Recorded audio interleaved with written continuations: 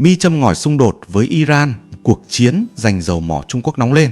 Sự can thiệp của Mỹ và Iran không chỉ đơn thuần là một trò chơi địa chính trị mà còn man đậm tính toán kinh tế.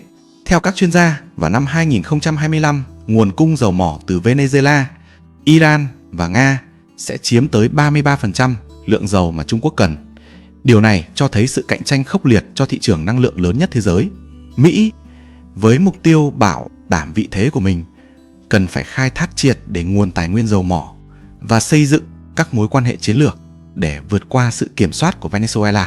Iran lúc này trở thành một mắt xích quan trọng trong chiến lược này, không chỉ về mặt cung ứng mà còn về việc tạo dựng một liên minh chống lại các thế lực phương Tây. Quyết định này không phải chỉ từ động cơ chính trị mà rõ ràng còn là một chiến lược kinh tế tinh vi nhằm củng cố vị thế của Mỹ trong bối cảnh thị trường dầu mỏ toàn cầu đang thay đổi. Nào, câu hỏi đặt ra là liệu sự cạnh tranh này sẽ dẫn đến một cuộc khủng hoảng mới hay thúc đẩy sự chuyển mình của trật tự thế giới hiện tại?